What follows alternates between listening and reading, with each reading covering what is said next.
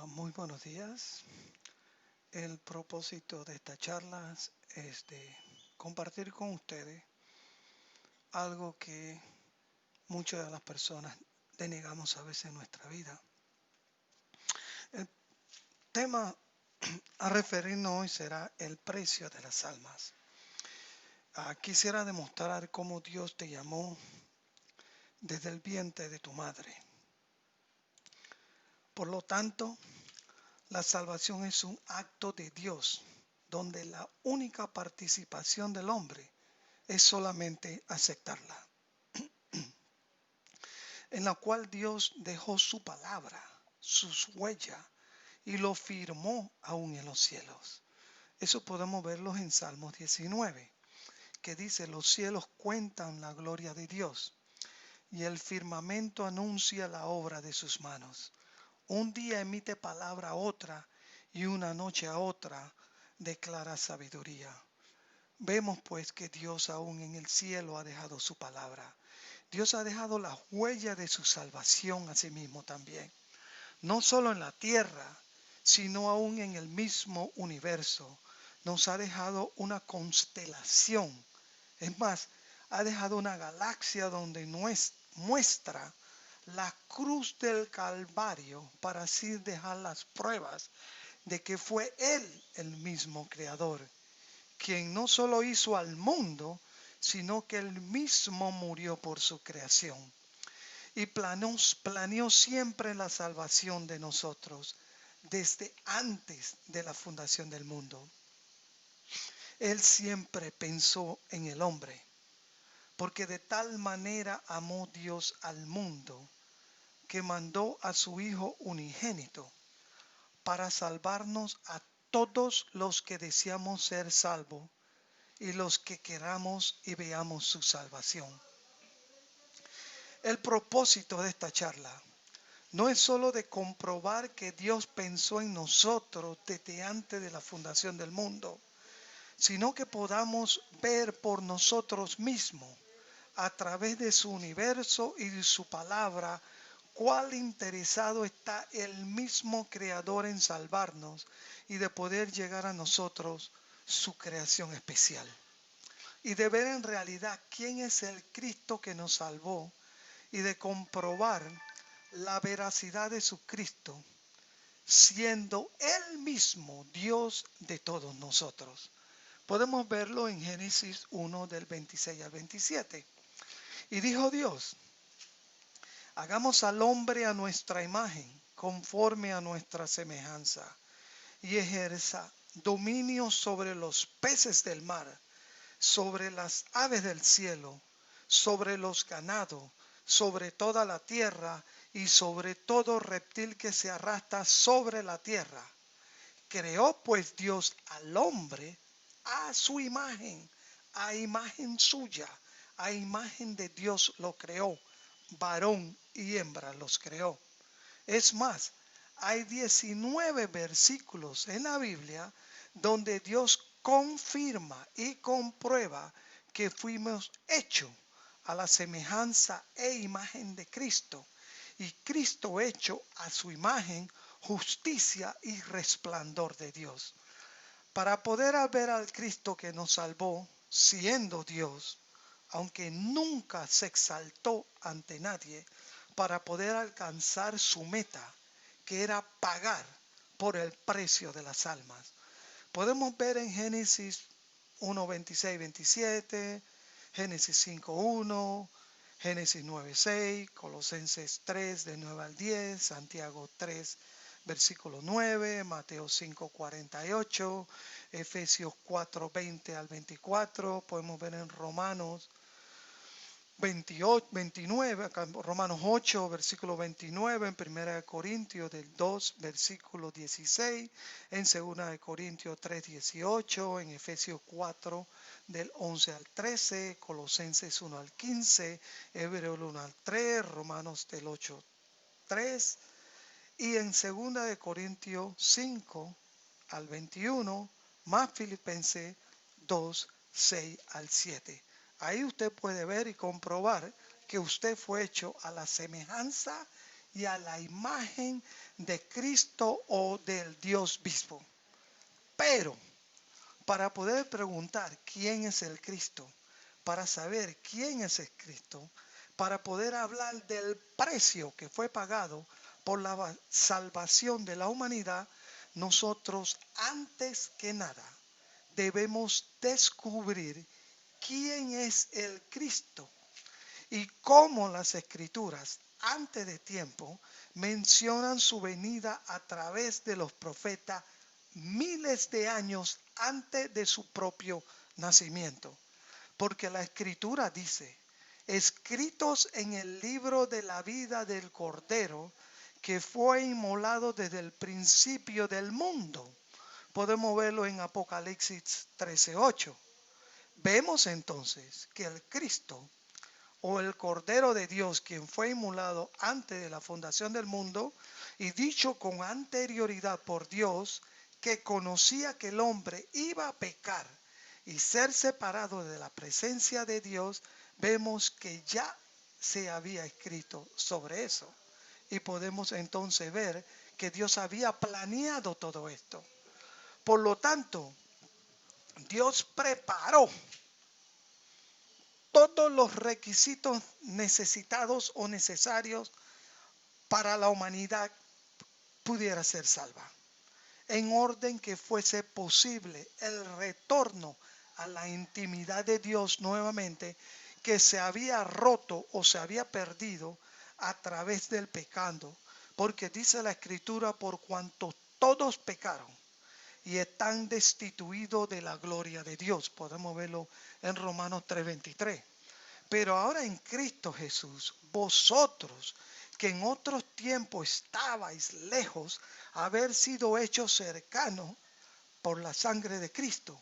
Podemos verlo en Efesios 2:17.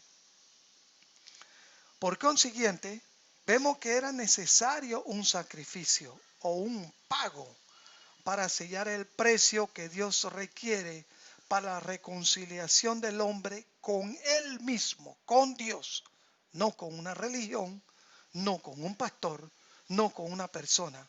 La salvación de las almas o el precio de las almas, el precio debería ser primero aceptado por Dios y poder ser capaz de llenar su propósito, llenar su justicia, de cumplir con el requisito de un Dios justo y de un Dios santo.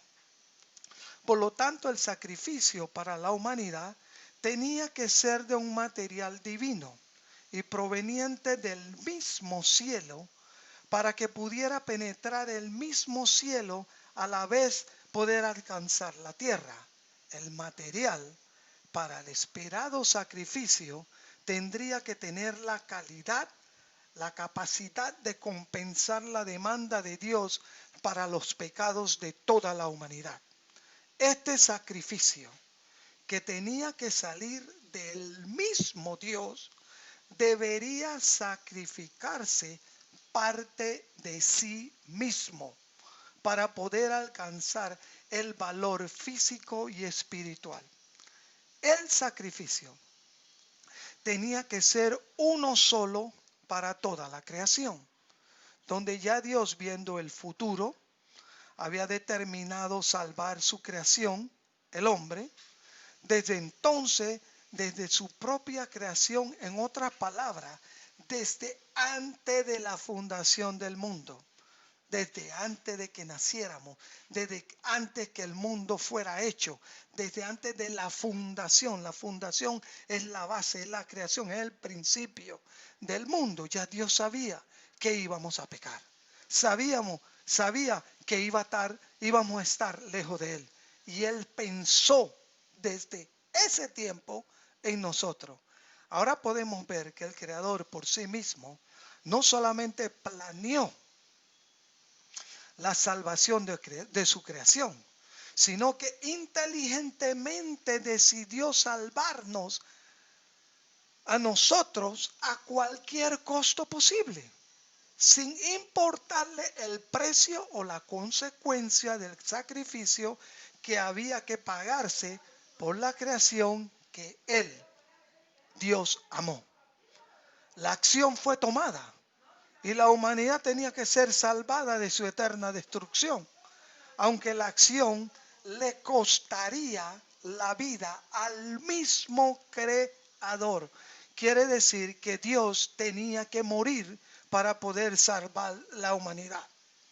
Él mismo, por lo tanto, tomó la iniciativa de ser aquel sacrificio, aquella oveja, aquel sacrificio que competiría con su propia demanda para ser compatible, y así hizo la decisión de ser él mismo y de llevar a cabo la salvación de la humanidad.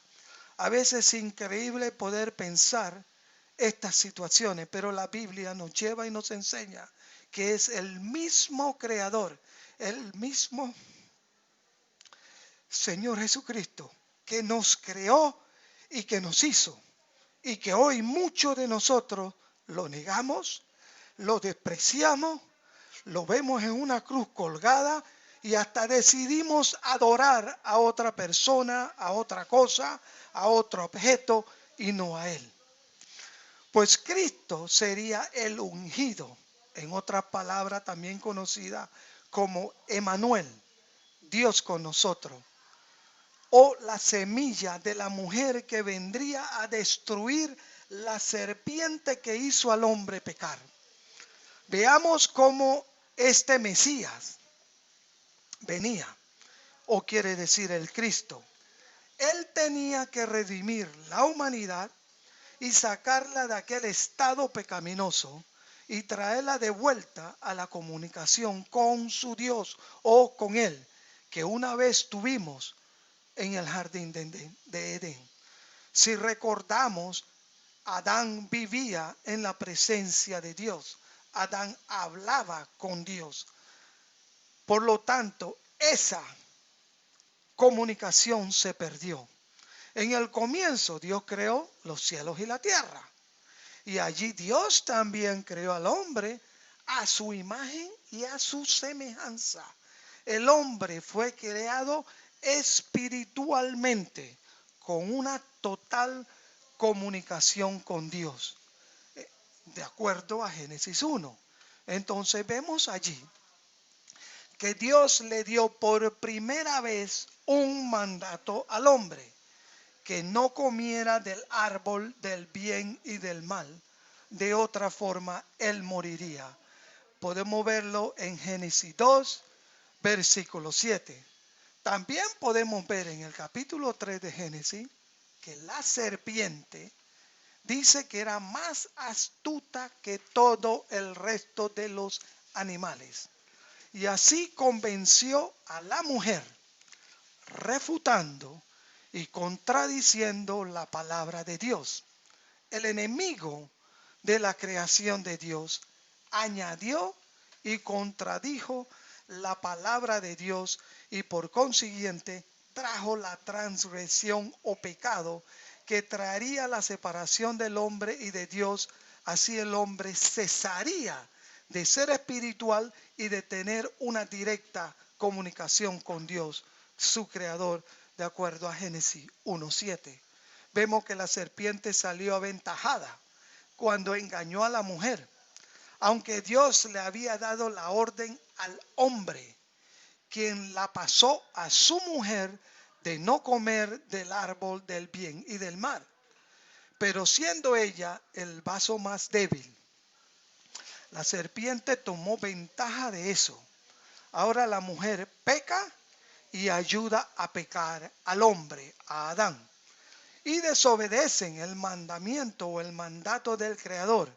Y así muere el hombre espiritual y llega a ser carnal, alejado de Dios. Aquí el hombre inmediatamente se esconde de Dios y le da miedo la presencia de Dios, y más le da miedo y temor su voz. Mientras el hombre que decía que si Dios lo hubiese dado la mujer, mientras el hombre era examinado y preguntado por Dios, él mismo inmediatamente le echa la culpa a la mujer que Dios le dio. En otras palabras, decía que si Dios no le hubiese dado la mujer, él no hubiera cometido el pecado. La mujer, por su parte, también le echó la culpa a la serpiente. Y así fue evidente que el pecado había sido cometido y era el comienzo del pecado, la mentira, de la cizaña, de las acusaciones. Lo podemos ver en Génesis 3, 18 al 13. Dios comienza entonces su sentencia por maldecir primero a la serpiente, luego a la mujer y finalmente al hombre y a la tierra. Pero es aquí mismo que por primera vez podemos ver la promesa de Dios acerca de la semilla de la mujer, no la del hombre, la cual heriría a la serpiente en la cabeza. Esto solo podía referirse a la venida del Mesías, el Hijo de Dios, y María, el nacimiento virgen de una de las esencias doctrinas de todo el plan de Dios. Sin fe en esto y en la muerte, en el sepulcro y resurrección de Jesucristo, nadie puede ser salvo. Podrá verlo en Génesis 3:15, Isaías 7:14, Isaías 9, de 6 al 7, Isaías 11:9, Mateo 1, Lucas 1:31 al 35, Juan capítulo 1, versículo 14, Juan 1, Romanos 1 del 1 al 3, del 8 al 3, también lo podemos ver en Gálatas, del 3, capítulo 3 del 16 al 19 o capítulo 4 versículo 4, puede verlo en Filipenses capítulo 2 versículos de 5 al 11, en primera de Timoteo 3, 16, segunda de Timoteo 2, 8, Hebreo 1 del 1 al 18, Hebreo 2 del 9 al 18, en primera de Juan 4 del 1 al 6, y en Apocalipsis capítulo 5, versículo 5, puede ver todas estas escrituras donde aquí empezó el comienzo de la promesa del Mesías. Él le dijo a la serpiente que la mujer la heriría a la serpiente en la cabeza. El Cristo aquel que nacería de una mujer, no de un hombre y una mujer, como si fuese una relación sexual, pero la promesa decía que la simiente de la mujer, nada más, la simiente de la mujer, de alguna manera Dios milagrosamente obtendría una simiente de una mujer sin ninguna relación sexual y sin pecado. Este nacimiento no necesitaría ninguna intervención o ninguna ayuda humana en la reproducción de la simiente, que iba a ser totalmente diferente de cualquier otro nacimiento humano. Esto implicaría la intervención personal de Dios mismo y únicamente de Él. Así Él, Dios, sería la conclusión de este asunto.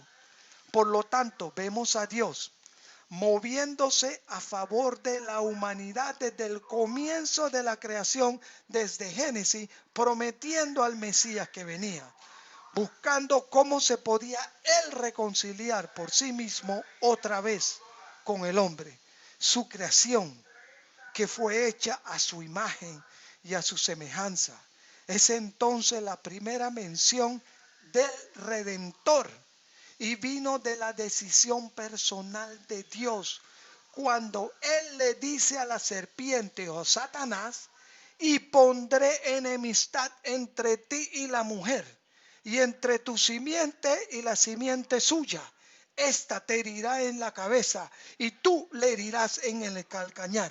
Lo puede leer en Génesis 3:15 para poder comprobar que fue el mismo Dios que había prometido una simiente de la mujer, que era en ese estado el más débil, a quien él no le había dicho que no comiera del árbol de la vida del bien y del mal, sino que se lo había dicho al hombre, y la mujer, siendo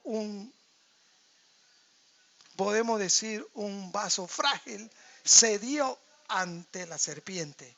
Aquí vemos que Dios conocía el propósito de Satanás, conocía el error de la mujer que iba a cometer y que de ella, del error que había cometido, del pecado que había traído al mundo, de la muerte espiritual que se había creado, vino una promesa que le dice que la simiente, el Mesías, el Cristo, destruiría total y eternamente y le ganaría a Satanás o a la serpiente. Reconozcamos que Dios escoge el vaso más débil, la cual es la mujer, para destruir o pisotear a Satanás, haciendo el propósito o trabajo más difícil y así poder recompensar aquello que hizo la serpiente y la mujer. Ahora, la simiente de ella se iba a vengar del daño causado a la humanidad. Y es eso, y por eso que Dios selecciona la simiente de la mujer. De esa manera Dios tendría que hacer la simiente de la mujer más fuerte que la simiente del hombre. Vuelvo y repito. La simiente de la mujer tendría que ser más fuerte, más espiritual, totalmente cumplir con los requisitos de Dios que la serpiente, que la simiente del hombre. Porque la simiente del hombre con una mujer llega a otro hombre normal, lo cual iba en decadencia, causado por el pecado que había entrado al mundo, y quedando la simiente del hombre débil e incapaz de restablecer nuevamente a Dios por sí mismo con el hombre, a su creación, solo a través de un acto supernatural de Dios iba a nacer un niño capaz de sobreponer y de destruir a Satanás, quien había obtenido el control del mundo por un acto de traición cometido por el hombre, su creación, a quien Dios le había otorgado la autoridad y le encargó del jardín de Edén. Pero ahora Satanás había obtenido el mando y la autoridad por la caída del hombre. Claro, Dios, por su predicción de que esta simiente destruiría la cabeza de Satanás, Dios también en su imaginación, en su mente, pensó en darle otra vez o devolverle la autoridad a su creación o al hombre una vez más. El Señor empieza a preparar la plataforma y la cortina se empieza a enrollar. La simiente de la mujer venía a restablecer el daño que se había causado por la entrada del pecado, en la cual la pared de separación se rompía y una nueva vía de comunicación con Dios se estaba edificando. El Cristo o el Mesías sería el punto de comunicación entre Dios y el hombre. La fundación de este, yo le llamo el puente eterno, se había dibujado y diseñado en la mente del Creador. El mismo Cristo es el puente eterno. ¿Cómo se construiría este puente de comunicación? No dejemos de notar que el puente tenía que alcanzar los cielos y así también la tierra. Tenía que ser de un material muy especial, capaz de entrar hasta el trono de Dios, pero también disponible a penetrar el corazón humano y de tocarlo, transformarlo y hacerlo capaz de regresar a Dios. Dios estaba pidiendo una total y completa reconciliación con su creación, el hombre.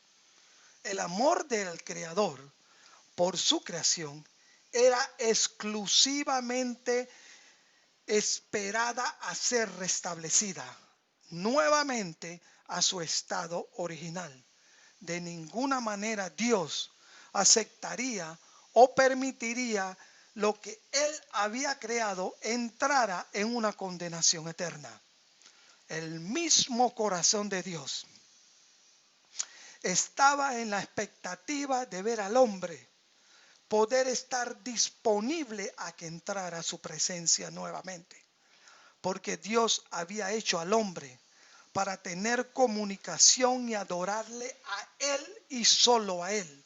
No adorarle a otras cosas, sino a Él. De ninguna forma Dios permitiría a esta separación que fuese más larga. Por lo tanto, Dios o Él inmediatamente comienza los preparativos para la reconciliación del hombre con Él.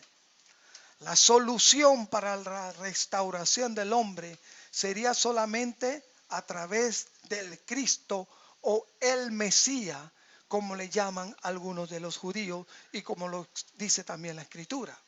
Ciertamente, Dios también anuncia a través de sus profetas cómo este gran acto de salvación iba a suceder.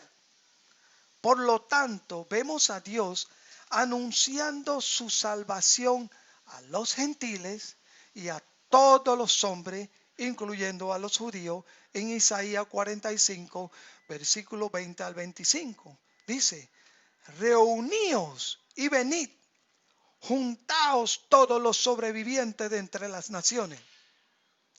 No tienen conocimiento aquellos que erigen el madero de su ídolo y los que ruegan a Dios que no salva.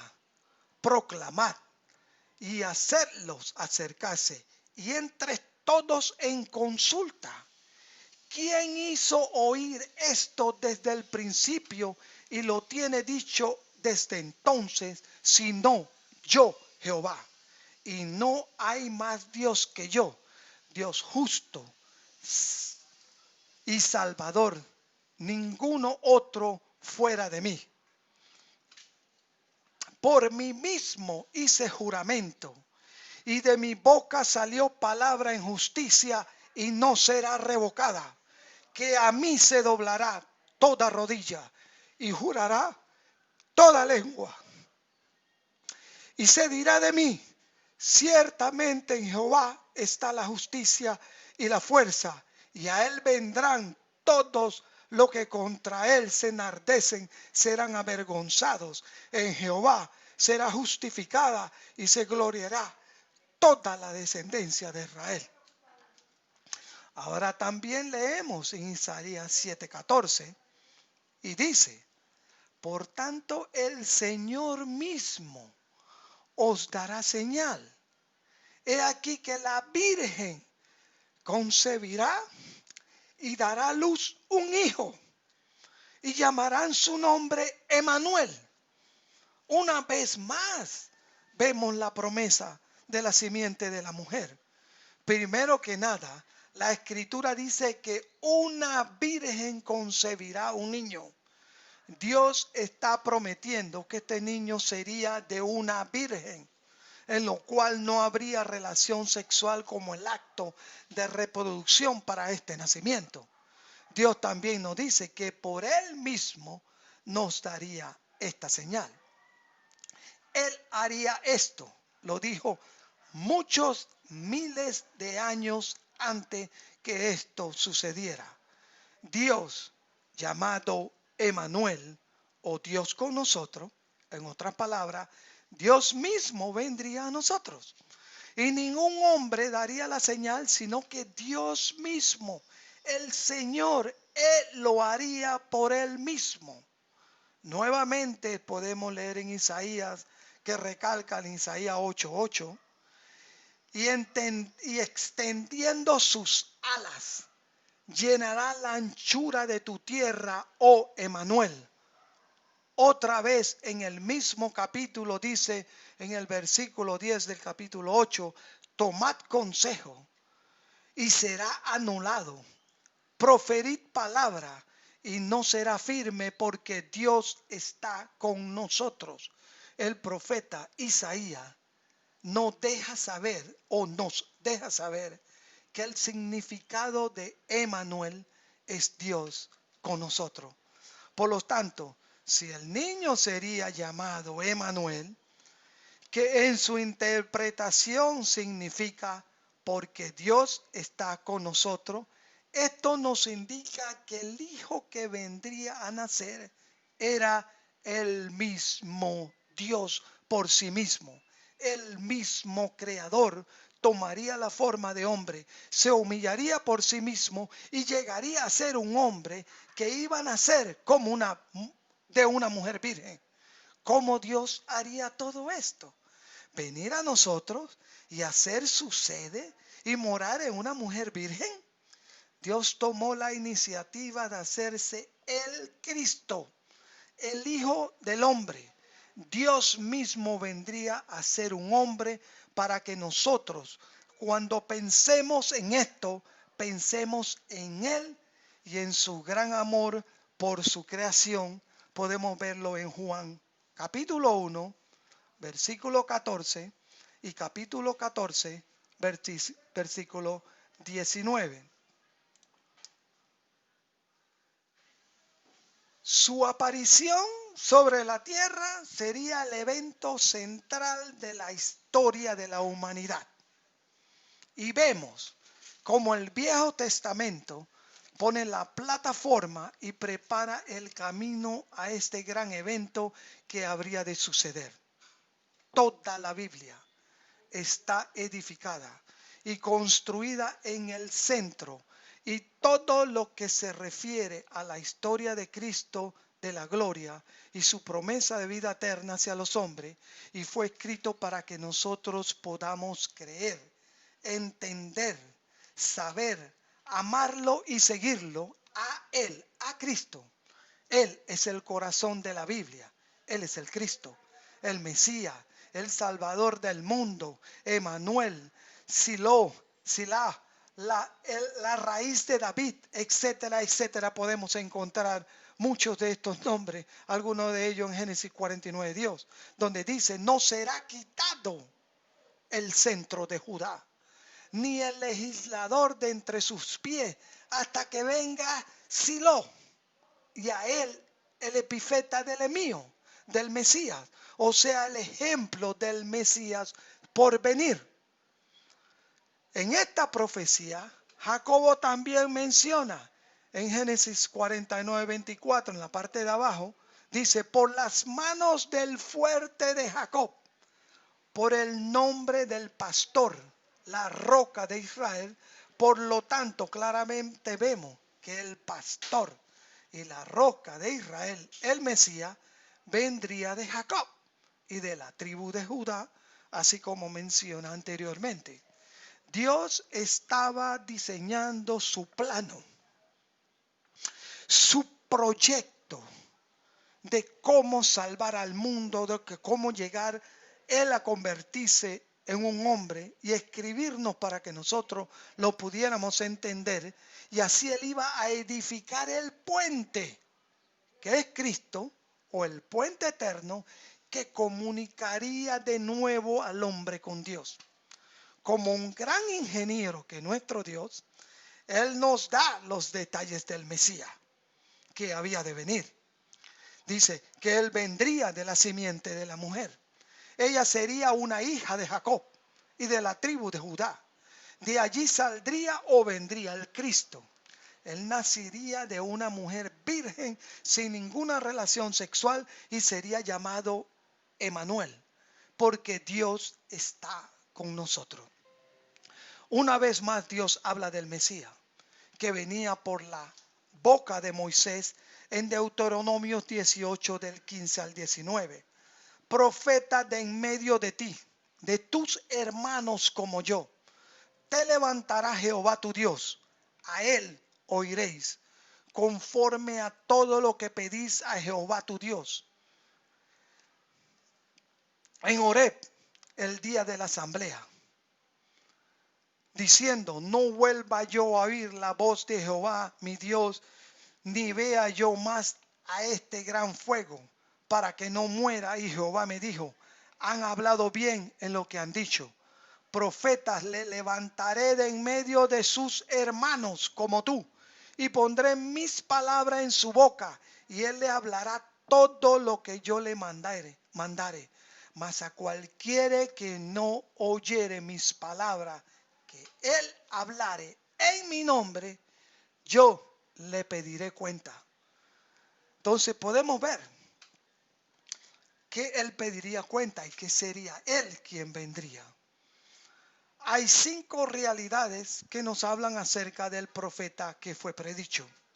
Para los que estudian, dice que Dios lo levantaría a él. Puedes verlo en Deuteronomio 18, versículos 15 al 18.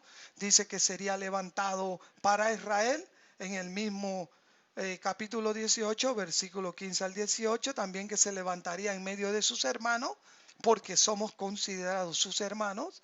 El Cristo sería de Israel y él sería como Moisés para poder liderizar a su pueblo y sacarlo de Egipto. Todos tendrían que oírlo a él. En el versículo 15. Fue prometido en el Sinaí o en Horeb. Él sería la voz de Dios. Él hablaría fielmente todo lo que Dios le dijera. Algunos no lo oirán a él. Hablaría en nombre de Dios. Y todo el que no lo escuchara sería castigado. Podemos ver entonces que el capítulo 18 de Deuteronomio, del versículo 15 al 19, si ponemos atención, cómo nos habla de la venida de Cristo y de todo lo que iba a suceder en su venida y quién sería él. Todas estas características son solo del Mesías y no de ningún otro profeta y ningún otro hombre. Las predicciones fueron definitivamente cumplidas en él, en Cristo. Puede verlo en Juan 4:25, en Juan 5:45 y 47 o en Hechos 3 del 22 al 28. Veamos ahora también en Números 24, 16 y 19. Y dijo, el que oyó los dichos de Jehová, y el que sabe la ciencia del Altísimo, el que vio la visión del Omnipotente, caído, pero abierto los ojos, lo veré, mas no ahora, lo miraré, mas no de cerca. Saldrá estrella de Jacob y se levantará cetro de Israel y herirá las sienes de Moab y destruirá todos los hijos de Set, e Israel portará valientemente de Jacob. Saldrá el dominador y destruirá lo que quedare de la ciudad. Vemos pues otra vez que Jesús vendría de Jacob. Él tendría el dominio y todo poder para gobernar. Él, el Cristo. Aquí no habla de una estrella que saldría de él. Con razón, los magos siguieron la estrella del oriente hasta que llegaron y adoraron a Jesús el Cristo, y eso lo puede ver en Mateo 1 al 11. Ellos lo hicieron porque habían leído las escrituras y entendían que cuando esa estrella saldría, vendría el Creador, el Mesías, el Dios, Emmanuel, Dios con nosotros. Por las escrituras ellos supieron o sabían que él, el rey de los judíos, había nacido. Pues ellos, al ver su estrella, vinieron a rendir loor y adorarle a él. Santo sea su nombre para siempre. Amén. Podemos también observar en Números 24 que el profeta dice, lo veré, mas no ahora, y lo miraré, mas no de cerca. Él hablaba del Mesías que había de venir. La futura aparición de la estrella de Jacob o del rey de los judíos. Otro ejemplo mencionado con anterioridad por Dios acerca del Cristo a venir, lo vemos en Números 21, 8, 9. Y Jehová dijo a Moisés, hazte una serpiente ardiente y ponla sobre un asta, y cualquiera que fuere mordido y mirare a ella vivirá. Y Moisés hizo una serpiente de bronce, la puso sobre una asta. Y cuando alguna serpiente mordía a alguno, miraba a la serpiente de bronce y vivía. La serpiente claramente es un ejemplo en este caso del Cristo cargando los pecados y enfermedades de todos los hombres. La serpiente también puede ser Satanás quien te pica del pecado, pero a tú mirar a la serpiente de oro, Jesús, tus pecados te son perdonados.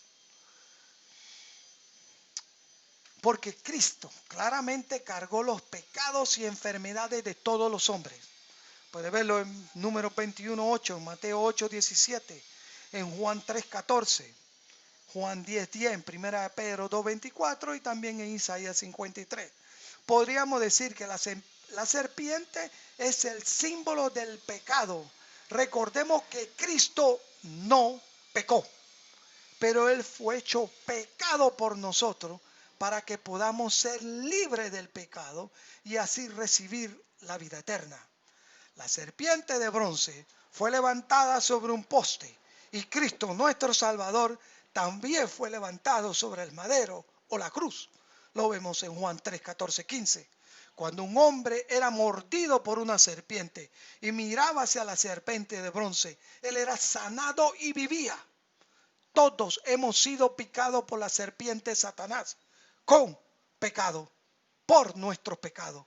Pero gracias y gloria sea a Dios que podemos ver a Cristo para la sanidad de nuestros pecados y recibir perdón para que vivamos, porque Él es nuestra propiciación de nuestro pecado, de acuerdo a Romanos 3:25, Juan 2:22 y Juan 4:10. En esto consiste el amor, no en que nosotros hayamos amado a Dios, sino en que Él nos amó a nosotros y envió a su Hijo en propiación por nuestros pecados. No había otro remedio, o no habría otro remedio prohibido por Dios en el desierto para sanar del pecado de la serpiente. Como también ahora no hay otro remedio para nuestros pecados, sino solamente mirando a Cristo Jesús, nuestro Salvador. Porque no hay otro nombre dado a los hombres en el cual podamos ser salvos. Solamente en el nombre de Jesucristo.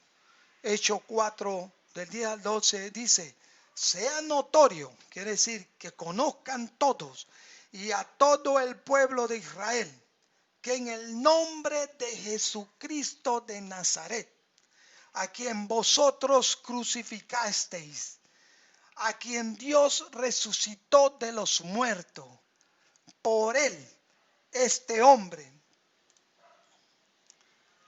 ha sido sanado.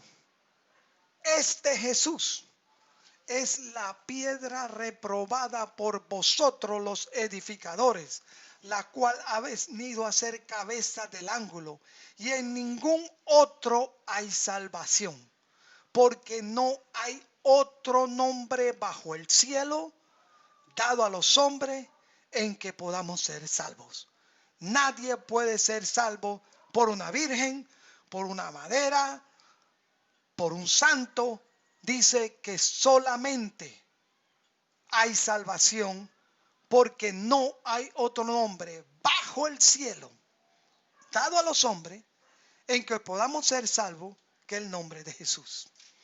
Así como los israelitas miraron aquel poste donde estaba la serpiente de bronce en esos tiempos, así debemos nosotros mirar hoy a la cruz del Calvario para poder ser salvos de la condenación eterna y de la segunda muerte.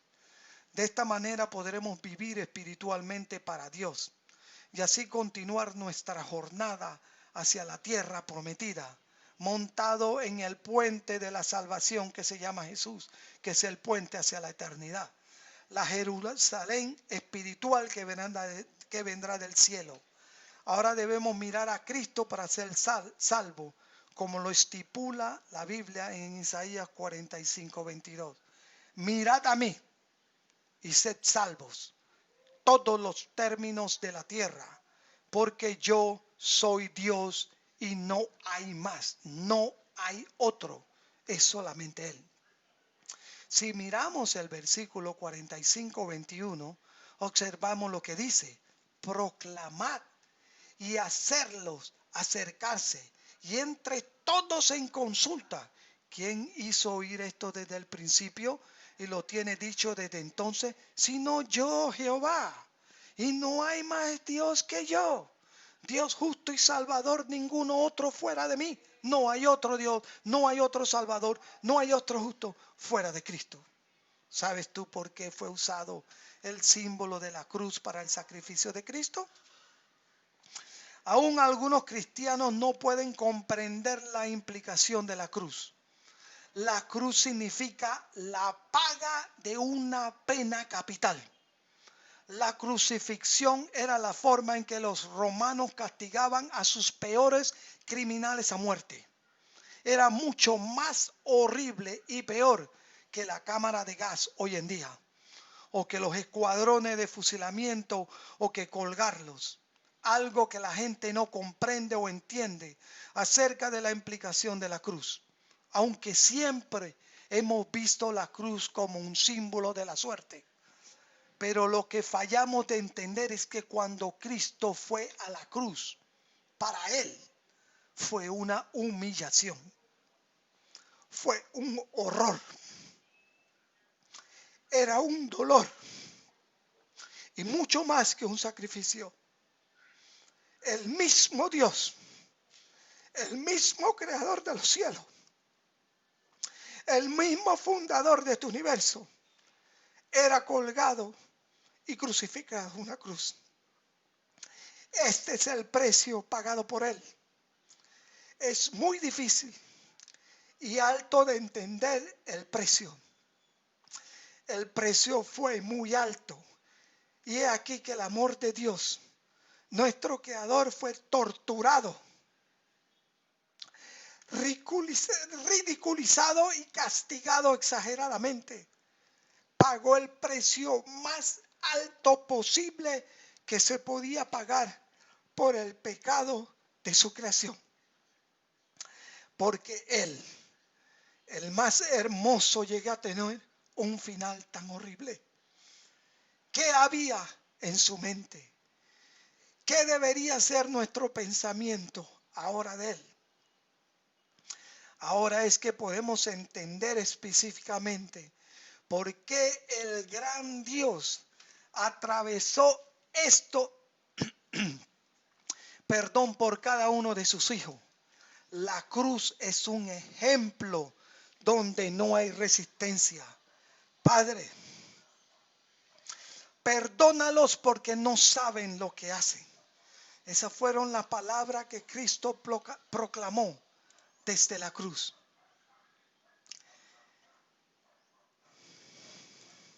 Este Jesús, que es la piedra reprobada. A veces vemos cuánto bueno hay en la cruz del Calvario, que fallamos a reconocer que era un terrible instrumento de muerte. Para otros la cruz es tan ofensiva que fallan en comprender su valor. Para él Cristo fue un gran sacrificio que le preguntó al Padre, hágase tu voluntad, aún antes de ir a ella, que pasó toda la noche orando y aún sudando sangre. Mas para nosotros era una gran bendición, porque si creemos en su sacrificio, seremos salvos de la destrucción eterna, que espera a los que la cruz le es una ofensa y no pueden apreciar su gran valor. Esa destrucción eterna. Nunca podrán olvidar que despreciaron donde nuestro Dios, nuestro Señor, nuestro Jesús, nuestro Salvador, pagó por los pecados de la humanidad. Pero nosotros predicamos a Cristo crucificado. Para los judíos ciertamente fue un tropezadero y para los gentiles es una locura, mas para los llamados, así judío como griego, Cristo poder de Dios y sabiduría de Dios. Lo puede ver en 1 Corintios capítulo 1, 23, 24.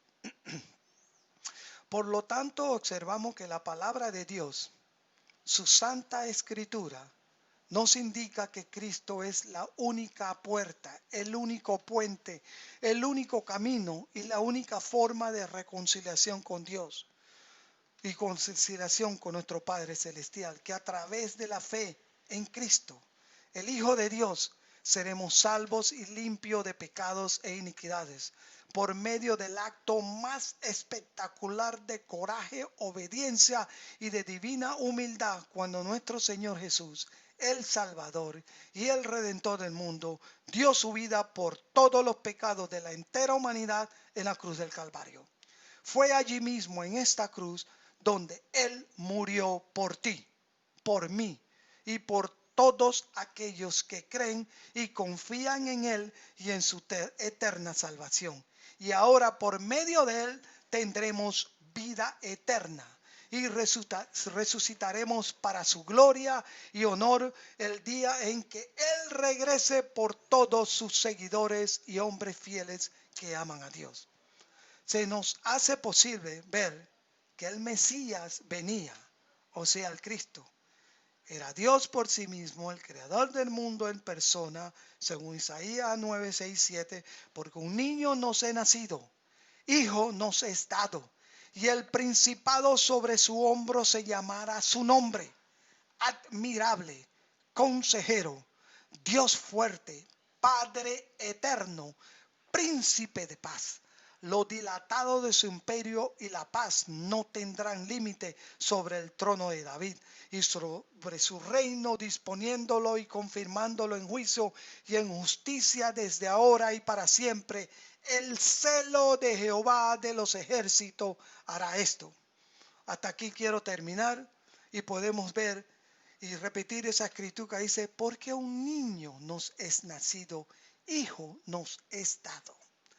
Y el principado sobre su hombro se llamará su nombre admirable, consejero, Dios fuerte, Padre eterno, príncipe de paz. Ese niño es admirable, es el consejero, es el Dios fuerte, es el Padre eterno, es el príncipe de paz. Puedes negarlo, puedes hacer lo que tú deseas, pero yo cumplo con decirte que ese Cristo que creó los cielos y la tierra, murió por ti.